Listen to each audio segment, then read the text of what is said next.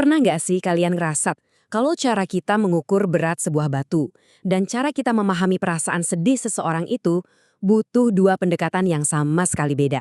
Nah, selamat datang di Bedah Gagasan Kita.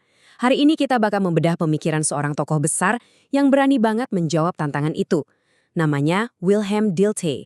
Dia ini bisa dibilang sosok yang meletakkan fondasi tentang gimana sih seharusnya kita mempelajari ilmu-ilmu kemanusiaan. Coba deh pikirin pertanyaan fundamental ini bentar. Bisakah kita membedah sebuah puisi yang super emosional atau mengurai peristiwa sejarah yang ribet banget? Pakai cara yang persis sama kayak kita meneliti reaksi kimia di laboratorium? Nggak bisa kan? Ini nih masalah utama yang disadari sama Dilthey. Ya, ngukur tarikan gravitasi itu satu hal, tapi mencoba memahami esensi sifat manusia, wah itu jelas butuh pendekatan yang sama sekali beda. Oke, mari kita mulai. Hari ini kita punya 5 poin seru, menjelaskan versus memahami, segitiga pengalaman, spiral hermeneutis, mengurai roh objektif, dan terakhir 3 fase pemikiran Dilthey. Dan hey, kalau istilah-istilah ini kedengarannya kayak filsafat Jerman yang berat banget, tenang aja, kita bakal bedah ini pelan-pelan sampai benar-benar gampang dipahami dan relevan buat kita semua. Masuk ke bagian pertama, menjelaskan berhadapan dengan memahami. Konsep utamanya di sini adalah, Dilthey percaya banget kalau objek yang lagi kita pelajari itulah yang harus menentukan metodenya, bukan sebaliknya. Jadi begini bedanya, di satu sisi kita punya ilmu alam. Objeknya itu dunia fisik di luar kesadaran kita.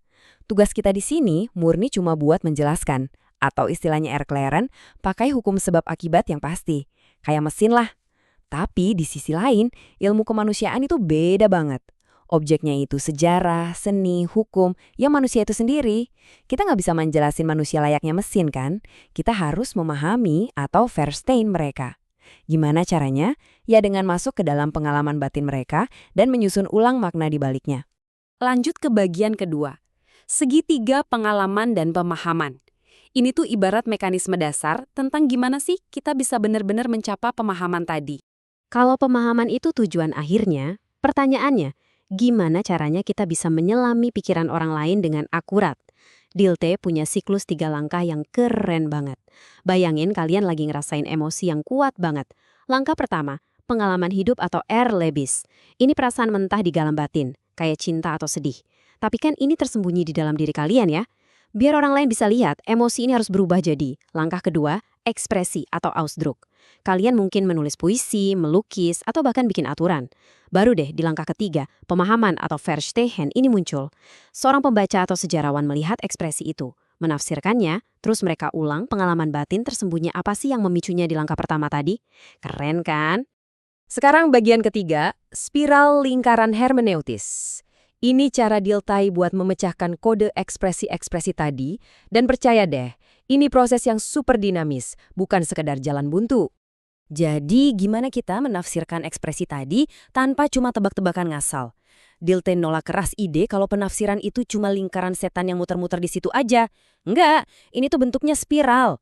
Pertama, kita pasti mulai dari pra-pemahaman. Semacam tebakan awal dari pengalaman hidup kita sendiri. Terus, langkah kedua, kita mulai mengecek bagian-bagian spesifiknya. Ketiga, ternyata dia nggak pas nih sama tebakan awal kita. Jadi kita harus merevisi pemahaman kita secara keseluruhan. Dan keempat, pas keseluruhannya udah direvisi, bagian-bagian tadi dapat makna yang benar-benar baru. Jadi kita terus bergerak naik, pemahaman kita makin dalam, makin muter ke atas layaknya spiral. Biar gampang, mari kita bumikan konsep abstrak ini pakai contoh sejarah yang nyata banget buat kita. Naskah Proklamasi Indonesia. Awalnya di kepala kita, pemindahan kekuasaan itu mungkin kedengerannya kayak urusan birokrasi biasa yang rapi. Tapi pas kita cek bagian-bagiannya, naskah itu kan dibikin dini hari, buru-buru, di bawah tekanan yang gila-gilaan, spiral kita mulai berputar nih.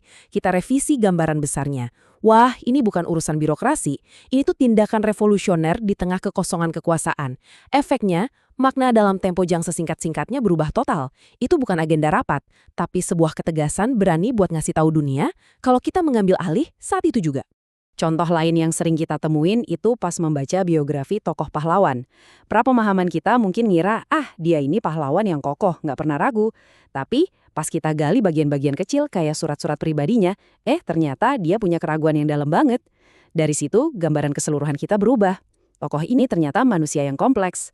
Terus apa makna barunya? Tindakan kepahlawanannya itu ternyata bukan cuma refleks buta, tapi keputusan eksistensial yang matang karena dia berhasil mengalahkan keraguannya sendiri. Jadi, buat dapat pemahaman yang benar-benar objektif, kita emang harus terus-terusan menguji asumsi subjektif kita. Masuk ke bagian keempat, mengurai makna roh objektif.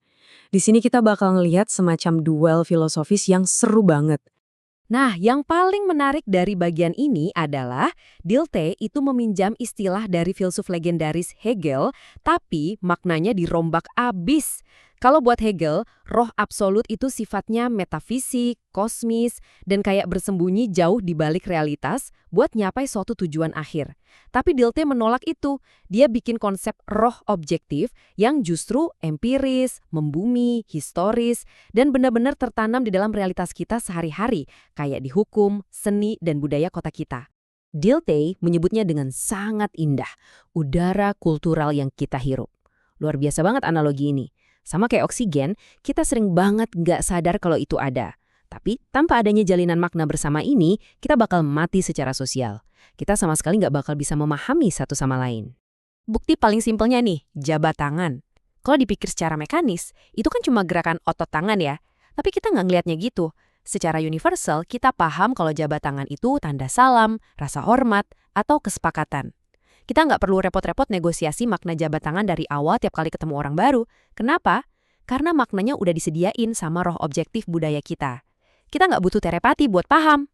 Atau kita lihat skala yang lebih makro, sistem hukum. Buku undang-undang itu bukan cuma tumpukan kertas yang penuh tinta. Enggak, itu adalah pembekuan dari nilai-nilai etis dan struktur keadilan masyarakat di suatu masa. Jadi, pas seorang hakim membaca aturan hukum, dia itu sebenarnya lagi pakai roh objektif sebagai medium buat menyambungkan kembali pengalaman batin kolektif masyarakat masa lalu dengan realitas di masa sekarang. Bagian kelima, yang terakhir, 3 fase pemikiran Dilthey. Ternyata, pikiran sang filsuf ini juga ikut berevolusi sejalan dengan sejarah yang selalu dia gaungkan. Coba kita lihat perjalanannya. Di awal karirnya, Dilthey sempat mikir kalau psikologi aja udah cukup buat jadi fondasi pasti ilmu kemanusiaan. Tapi di pertengahan karir, dia sadar, kayaknya kurang nih. Terus dia geser fokusnya ke proses hermeneutika atau penafsiran tadi. Puncaknya di tahun 1910-an pas dia mencapai kematangan historis. Di sini dia sadar kalau semua ilmu kemanusiaan itu sebenarnya saling bergantung satu sama lain di dalam wadah yang namanya roh objektif. Nggak ada satupun landasan statis yang bisa berdiri sendiri. Dan perjalanan panjang pemikiran Dilthey ini ninggalin kita dengan satu pertanyaan provokatif yang brilian banget. Kalau cara kita memahami dunia itu sepenuhnya dibentuk sama konteks sejarah dan udara kultural yang kita hirup, mungkinkah sebuah tafsiran itu benar-benar mencapai titik final yang mutlak? Ataukah kita ini sebenarnya akan terus-menerus berputar dalam spiral hermeneutis, menemukan makna-makna yang sama sekali baru dari waktu ke waktu? Terima kasih udah ngikutin bedah gagasan kali ini, teruslah bertanya dan selamat belajar.